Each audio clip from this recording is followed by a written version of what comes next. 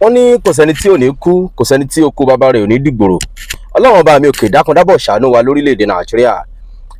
Ọ̀pọ̀lọpọ̀ àwọn òṣèré sinimá eléyìí tó jẹ́ pé a lè pè wọ́n ní Nollywood, wọ́n jẹ́ legend tí wọ́n jẹ́ gbajúgbajà eléyìí tó jẹ́ pé wọ́n ṣe dáadáa nídìí iṣẹ́ sinimá eléyìí tó jẹ́ pé wọ́n yàn láàyò. Ọ̀pọ̀lọpọ̀ wọn ni wọ́n mà ti gbẹ̀mí mì, wọ́n ti kọ orúkọ wọn sínú wúrà kó tó di pé wọ́n sílẹ̀ bọ́ra bí aṣọ. Ọ̀pọ̀lọpọ̀ wọn ni ò dàgbà pẹ́ẹ̀pẹ́ẹ̀ kó tó di pé wọ́n jẹ́ pé Ọlọ́run. Bá a bá ní ká mú láti iye ọdún yìí, ẹ gbọ́ mélòó lẹ́yìn lè sọ, mélòó lẹ́yìn lè kà. Àní ká ṣàgbéyẹ̀wò ẹni o, ọ̀pọ̀lọpọ̀ àwọn legend eléyìí tó jẹ́ pé wọ́n jẹ́ gbajúgbajà nínú àwọn òṣèré sinimá Nollywood, kì í ṣe tagbọn Yorùbá nìkan àti tẹ́lẹ̀ ìbò pàápàá, tí wọ́n kú ní fọ́nà fọ́ṣù eléyìí tó jẹ́ pé wọ́n ti pa fáìlì wọn dé. Ọlọ́run bá mi òkè dákun ṣàánú àwọn Nollywood o. Ikú àìtọ́jọ́ yìí bá ní mọ́wọ́ ẹ̀ dúró, torí pé láìpẹ́ yìí ẹni agbọ́kú gbajúgbajà òṣèré sinimá oní òyìnbó ni eléyìí tọ́pọ̀ èèyàn tí wọ́n mọ̀ sí Junior Pope eléyìí tó dára lẹ̀. Agbọ́ ti Adéròmọ́ Adéjùmọ̀kẹ́ náà tó sì jẹ́ pé kinní ọ̀hún ó bani lọ́kàn jẹ́ púpọ̀ lọ́dún 2024 tá a wà nínú ẹ̀ yìí. Ẹ jẹ́ ká mú kinní ọ̀hún ní ọwọ́ parí ọdún 2010 sí 2014, ọdún mélòó nìyẹn? Ẹ máa bá mi bọ̀. Lọ́dún 2010 ṣé ẹ mọ̀ gbajúgbajà òṣèré sinimá ni tí wọ́n ń pè ní Tóun Òní ó dolóògbé lọ́dún 2010. Ọdún 2011 Ashley Nwosu 2011 ló dolóògbé. Ashley Nwosu ṣé ẹ mọ̀? Ṣebí gbogbo yín lẹ mọ̀ Sam Loco ọdún 2011 ni ló jẹ́ pé Ọlọ́run, gbajúgbajà òṣèré sinimá Nollywood ní ṣe o. Christy Essien Igbokwe, gbajúgbajà olórin ni eléyìí tó kọ bàbá mi ẹ ṣeun rere tí á dára o, màmá mi ẹ ṣeun rere tí á dára o. Òun náà ti kó parí nínú àwọn sinimá kan eléyìí tí ó ṣẹlẹ̀ rí lórílẹ̀‐èdè Nàìjíríà. Christy Essien Igbokwe ọdún 2011 ló dolóògbé. Bákan náà Enebeli Elebua ọdún 2012 ló dolóògbé, ló jẹ́ pé Ọlọ́run. Enebeli Elebua ó kú o, a sì pa fáìlì rẹ̀ dé. Bákan náà gbajúgbajà òṣèrébìnrin ni Bísí Kọ́mọláfẹ́, ṣebí gbogbo yín náà lẹ mọ̀ arábìnrin yìí. Ó kú, a pa fáìlì rẹ̀ dé lọ́dún 2012. Ọdún 2012 ni Bísí Kọ́mọláfẹ́ ló jẹ́ pé Ọlọ́run. Justus Esiri, bàbá yìí òǹṣeré sinimá olóyìnbó ni, ó dolóògbé lọ́dún 2013. Bákan náà lọ́dún 2014 Amaka Igwe yìí ó dolóògbé lọ́dún 2014. Gbajúgbajà òǹṣeré sinimá olóyìnbó ni, ó dẹ̀ ṣe dáadáa púpọ̀ lásìkò eléyìí tó ń ṣe sinimá. Bákan náà Àjígíjàgà, ṣebí gbogbo yín lẹ mọ̀ Àjígíjàgà, gbajúgbajà òǹṣeré sinimá oní Yorùbá ni, ó dolóògbé lọ́dún 2015. Mufutau Sanni lórúkọ rẹ̀ o. Àjígíjàgà ní gbogbo àwọn èèyàn mọ̀ ọ́n sí nínú àwọn sinimá eléyìí tó ń gbé jáde ńgbà náà. Lọ́dún 2015 bákan náà Muna Obiekwe ọdún 2015 ló jẹ́ pé Ọlọ́run. Òṣèré sinimá olóyìnbó ni, ó dẹ̀ ṣe dáadáa púpọ̀, ṣe bẹ́ẹ̀ dámọ̀ fọ́tò rẹ̀ náà lẹ́wọ̀ níwájú yín o. Peter Buna ọdún 2015 òun náà ló jẹ́ pé Ọlọ́run. Gbajúgbajà Nollywood actor ni tó dẹ̀ ṣe dáadáa nígbà ayé rẹ̀. Kọ́lọ́run bá mi òkè kó bá ní dẹlẹ̀ fẹ́yàn rẹ̀. Ìyá ọkọ Bọ́ǹfìtà ṣe wo sinimá yẹn. Màmá yìí Bukky Ajayi tó dolóògbé lẹ́ni ọdún 82 82 years old.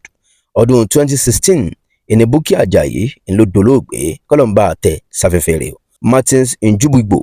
Martins Njubigbo Nollywood actor ni eléyìí tó ṣe dáadáa púpọ̀ lásìkò tó ń bẹ láyé. Ọdún 2016 ló dolóògbé o. Bákan náà Festus Agwebo ọdún 2016 lòun náà ló jẹ́ pé Ọlọ́run. Bákan náà Prince James Uche Nollywood actor ni eléyìí tó ṣe dáadáa púpọ̀ lásìkò eléyìí tó ń ṣe sinimá. Nollywood actor eléyìí tó ṣe dáadáa púpọ̀ kó tó wá jẹ́ pé Ọlọ́run lọ́dún 2017. Adésínà Adésànyà tí gbogbo á mọ̀ sí Pastor Ajídára àbẹ́là pupa, ṣebí gbogbo yín lẹ wò. Adésínà Adésànyà Pastor Ajídára ọdún 2017 ló jẹ́ pé Ọlọ́run.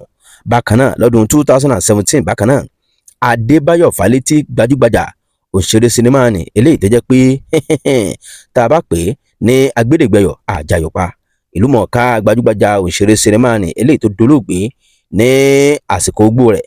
Adébáyọ̀ Fálétí ọdún 2017 ẹni bàbá náà ló jẹ́ pé Ọlọ́run.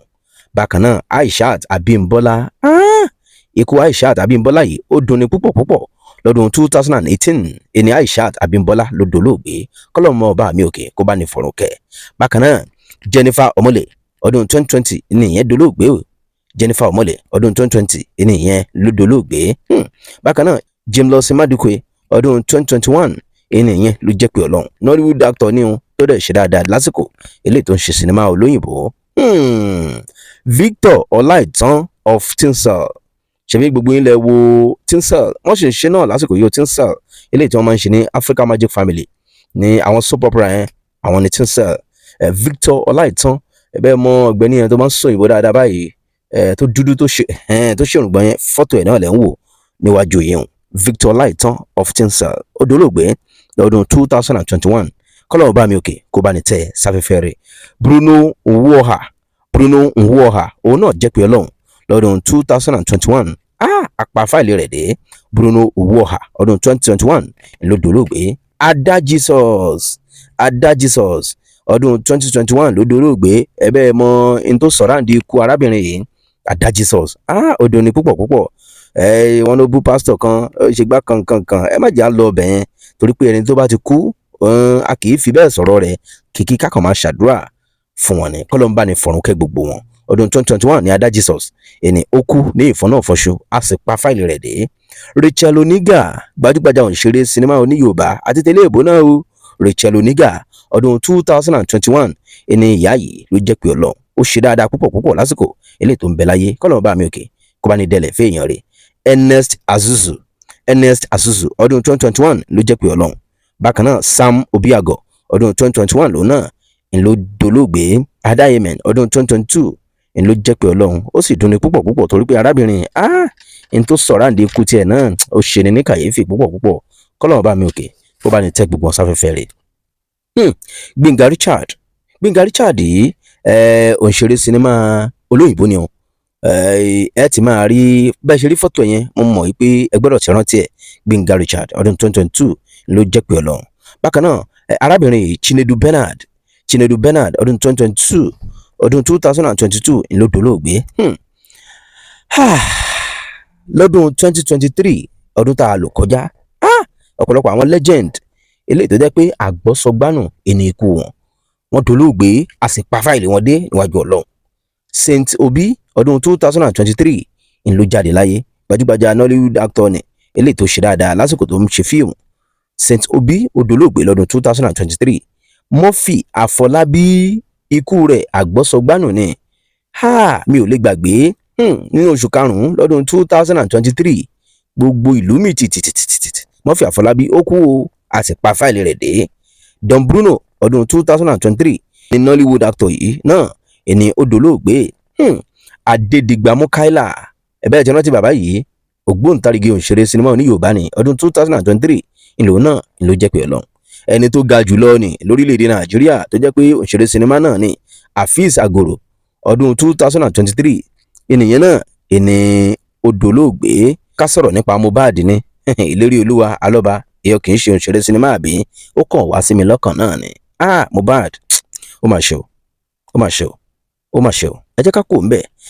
Ọdún 2023 náà Òjó Arówóṣafẹ́ Fádèyí Olóró ó dolóògbé o a sì pa fáìlì rẹ̀ dé lọ́dún 2023. Àwọn ògbóǹtarìgì Nollywood actor wọ́n dolóògbé gan ni o lọ́dún 2023. Olúyẹmí Adéyẹmí Suara ọdún 2003 náà ni àbí ẹ̀bẹ̀ mọ Suara Olúyẹmí Adéyẹmí òun náà ó kú o a sì pa fáìlì rẹ̀ dé. Papa Ajasco gbà yẹn tá a mọ̀ sí Fẹ́mi Ògúnròmbí Papa Ajasco òun náà dolóògbé ọdún 2023 ìlú náà ìní ó wọ káàlẹ̀ sùn lọ kọ́lọ́mù bá mi òkè kó bá ní délẹ̀ fún èèyàn rẹ̀ o. Déjùmọ̀ Lewis ọdún 2023 ìlú náà ló dolóògbé ó dùn ní púpọ̀. Akeem Alamutu ọdún 2023 ìlú náà ló jẹ́ pé Ọlọ́run. Ìyábọ̀ Òkò ọdún 2023 ìlú dára alẹ̀ ló jẹ́ pé Ọlọ́run. Musiliu Ajíkanlé Ìbàdàn ẹ̀bẹ̀ rántí fíìmù àṣà eléyìí tí Ibrahim Chatta tó ṣe ń gbà yẹn Ìbàdàn. Musiliu Ajíkanlé ló ń jẹ́ bẹ́ẹ̀ òun náà dolóògbé lọ́dún 2023. Lọ́dún 2024 wáyé Mr Ibu John Okafor ó dolóògbé o a sì pa fáìlì rẹ̀ dé níwájú Ọlọ́run. Ọdún 2024 ẹni Mr Ibu ló dolóògbé ó dún ní púpọ̀ o. Dèjì Adérẹ̀mí Ọlọ́fààná ó wọ káàlẹ̀ sùn lọ ó dùn ní púpọ̀ tàìsàn láríwò ààrẹ tọ́lọ́jọ́ ṣe Dèjì Adérẹ̀mí Ọlọ́fààná gbajúgbajà òǹṣeré sinimá oní Yorùbá ni bàbá àgbà ni eléyìí tí máa ń sọ Yorùbá dáadáa nínú àwọn sinimá Yorùbá eléyìí tá a máa ń wò. Bàbá yìí kú o, a sì pa fáìlì ẹ̀ dé iwájú Ọlọ́run. Ọdún 2024 tá a wà nínú ẹ̀ yìí ẹni Dèjì Adérẹ̀mí Ọlọ́fààná ló dolóògbé. Bákan náà àgbọ́sọgbánù ẹni ikú Tọ́lání Oyèbámijí tí gbogbo ayé mọ̀ sí Sisi Quadri gbajúgbajà òǹṣeré sinimá oní Yorùbá ni eléyìí tí máa ń ṣe bí obìnrin abúni bí ẹni láyé. Sisi Quadri ó kú o, ó dunni púpọ̀ púpọ̀. Sisi Quadri ó dolóògbé, ikú rẹ̀ àgbọ́sọgbánù ni. Sisi Quadri Tọ́lání Oyèbámijí ó sì ń dàbí àlá lójú ẹlòmíì. Sisi Quadri ó ti jẹ́ pé Ọlọ́run o kọ́lọ́run bá mi òkè kó bá ní dẹlẹ̀ fún èèyàn rẹ̀ o. Adéròmú Adéjùmọ̀kẹ́ nínú Jennifer's Diary eléyìí tí ikú rẹ̀ tó tún mú hùrùhùrù lọ́wọ́ pẹ̀lú pé àwọn kan wọ́n ta òun sí Fúnkẹ́ Akíndélé ó bójú wò kò bójú wò lásìkò eléyìí tó dà pé ó ń ṣàṣàn fẹ́rẹ́fẹ́ ṣègbà kan kò ṣègbà kan akílódé. Adéròmú Adéjùmọ̀kẹ́ ó kú ní fọ́nà fọ́ṣù ó dunni púpọ̀ púpọ̀ torí pé ọmọdé gbà ẹni Adéròmú Adéjùmọ̀kẹ́ kọ́lọ́run bá mi òkè kó bá ní dẹlẹ̀ fún èèyàn rẹ̀ o. Junior Pope ó dunni púpọ̀ púpọ̀. March 10, 2024 ó jẹ́ pé Ọlọ́run gbajúgbajà òǹṣeré sinimá olóyìnbó ni Junior Pope ó dolóògbé ní fọ́nà fọ́ṣù. Kódà Junior Pope yìí ikú rẹ̀ ó dá họ̀wọ́ sílẹ̀ tó pọ̀ gan gbáà torí pé ìjọ tó fẹ́ lọ kú ọ̀hún wọ́n fẹ́ lọ ṣe sinimá kan ni wọ́n fẹ́ lọ ya sinimá kan ni wọ́n wá wọ boat àwọn kìíní ọkọ̀ ojú omi tí wọ́n máa ń wọ̀ ọ̀hún bẹ́ẹ̀ náà ló ń ṣe fídíò àwọn tí ń lọ báyìí àwọn tí ń lọ báyìí bí ọkọ̀ ojú omi ṣe ń sáré báyìí kọ́lọ́run ṣọ́hun ni òun fọmọkùnrin mẹ́ta sílẹ̀ lé òun ló máa tọ́jú wọn ẹni tó wakọ̀ bóòtù rọra bẹ́ẹ̀ náà ló ń sọ fẹ́ni ẹ pé rọra ọ̀gbẹ́ni rọra kátó wí kátó fọ̀ àfi wó gara ọkàn wọn bá yí sínú omi wọ́n gbé dìgbàdìgbà wọ́n ti rí gbé jáde wọ́n gbé délé ìwòsàn àwọn kan tiẹ̀ ló tún jí padà nígbà tó máa dọ́wọ́ alẹ́ la gbọ́ pé Ọlọ́run ti mú ẹ̀mí rẹ̀ lọ. Junior Pope ó dunni púpọ̀ púpọ̀ kọ́lọ́run bá mi òkè kó bá ní dẹlẹ̀ fún èèyàn rẹ̀ o. Ọ̀pọ̀lọpọ̀ àwọn òṣèré sinimá eléyìí tó jẹ́ pé wọ́n jẹ́ legend eléyìí tí wọ́n ti dolóògbé ní àṣẹmúwá sí ti gbọ̀yìn yẹn. Ẹ wo àníkásáré mú eléyìí wá sí ti gbọ̀yìn ni o. Ọ̀rẹ́bà 247 lórúkọ ìkànnì. Ẹ bá ní subscribe sí o kẹ́ like àwọn videos wa kẹ́ bá ní pín káàkiri. Ẹ lẹ́mbẹ̀ wọn ẹ kú kalẹ̀.